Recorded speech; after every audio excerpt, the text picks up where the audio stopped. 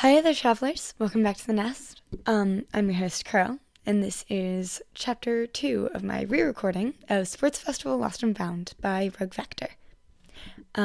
So sit back, relax, and I hope you enjoy. 10 minutes earlier. Shota didn't flinch as the door behind him was thrown open and Midnight came strutting into the room like she owned the damn place. He did, however, deign to look up and level his fourth best glare at the pro-heroine as she cheerfully tossed a jelly packet at his head. Catching it, the underground hero checked the flavor, mango, before deciding that Midnight could live for another week for her offering. As she loudly exchanged greetings with the man who had hours, perhaps even minutes, left before Shoto was ready to murder him, the Eraser hero tuned out their rambunctiousness and popped open the seal of the jelly packet. That was around the time he saw the teenager that had followed her in. Aizawa immediately knocked 3 days off the pro-heroine's projected lifespan. He looked at the kid's emerald eyes and huffed. "Oh look, a security breach. What are you doing here, kid?"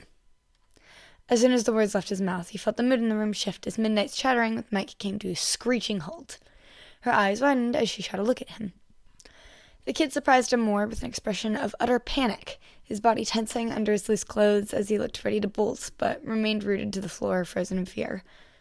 His eyes closed as he looked slightly away from Aizawa. Those are definitely not good signs. The kid surprised him more with an expression of utter panic, his body tensing under his loose clothes as he looked ready to bolt, but remained rooted to the floor, frozen in fear. His eyes closed, and he looked slightly away from Aizawa. Those are definitely not good signs. "Aizawa, you utter joker!" Forced laughter was followed shortly by a slam as Midnight crashed into him, curling an arm around his neck and squeezing him. Mike was there to make an attempt at a save as he shot a pair of finger guns at the child. "Yeah! Right, kid? Midnight let you in, didn't she?" The kid nervously shuffled his red shoes as he tried to fight for words. "Yes, he did." Midnight filled in for him and bopped Aizawa on the head. "Poor kid just got lost when I brought him here. Aizawa-kun here shouldn't make assumptions, because that'd be irrational, right?" "But I don't belong here?" "He's right," the boy offered, confused. Aizawa nodded. "Midnight invited you, kid. It's okay." "Yeah, don't worry about it. It'd take more than a little kid to rattle for heroes, right? Come on, Green Bean, you can relax here until we can get a hold of your parents." Mike's voice grew a little quieter and a lot more serious as he dropped his hands onto his knees and leaned forward, offering a soft smile. "You're safe here, okay? I promise you that as a hero." The greenette nodded, though he didn't offer much in the way of reassuring signs. Right. Cautious. Now how to make up for that? Aizawa glanced off to one side before reaching over toward a nearby chair. "Why don't you come and take a seat?" The word surprised him as he pulled out one of the chairs at the announcer's table, dragged it to a spot between himself and Mike, and turned it around in an open offer to the nervous child. Apparently, it surprised Mike and Midnight too, given how they looked at him. He arched an eyebrow at them, daring them to countermind him. Neither did. In fact, Hizashi was the one that spoke up first, and it was in support. "Well, I've got no problems with having the little listener around," Mike announced, grinning and sticking up a pair of thumbs. "Come here and take a seat, kid. Why don't you tell me your parents' phone number? We'll get them to come pick you up." "Sounds like a plan," Midnight giggled, sweeping Mike into a quick hug before starting back toward the door.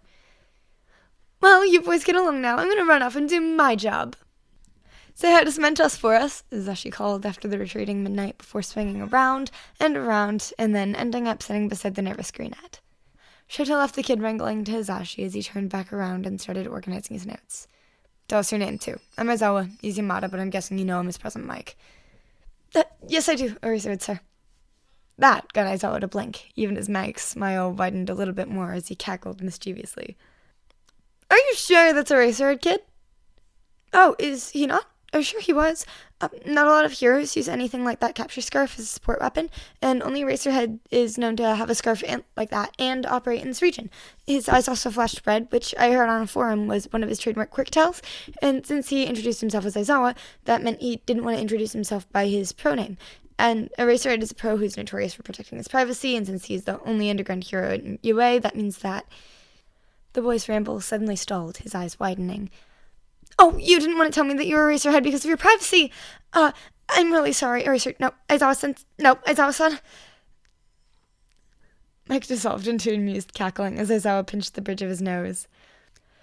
That set the Greenette's apologies into high gear, and his face slowly reddened from the embarrassment.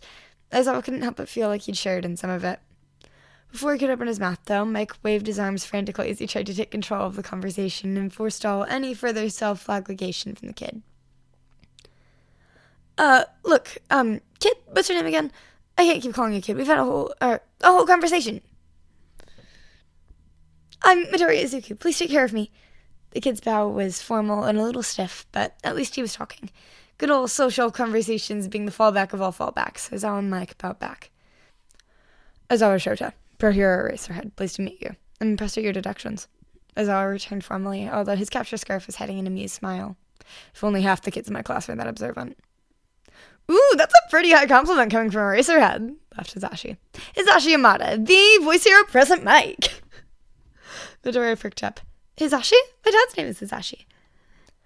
This immediately distracted Hizashi. Oh, really? Cool, can I meet him? I haven't had a name buddy in so long. No, I'm sorry, but he's in Europe right now. Only my mom is here. Aw, Mike didn't sound too defeated, though, as he started opening and closing drawers, rummaging around as he tried to find something. Speaking of parents, though, hey, little listener, what kind of phone do you have? We have some spare charging cables in the drawers here, so... Aizawa tuned out the following shenanigans as he went to his phone and checked the time. Uh-oh. Heads up, Hizashi, they're gonna start the next event in 20 seconds. Phone call will have to wait. Right, hey, I found a bunch of chargers here. Why don't you see what fits your phone, Midoriya-kun? Thank you. Midoriya reached into his pockets and pulled out a dinged older phone. Oh, cool, I used to have the same model. Mike, focus. Hissing at him like they were sitting next to each other in Class 1B again, and he could almost see the punishment laps about to be dished out. We're live in 5 seconds. Mike let out a hiss of disappointment and nodded. Okay, geez, Awa, let's get shaking, kid. He sucked in a deep breath as Izuku watched on, hands clenched, waiting, his seat rattling. Aizawa hid a smirk as he pointed at the broadcast button. I think Mike wants you to press that button for him, Midoriya-kun.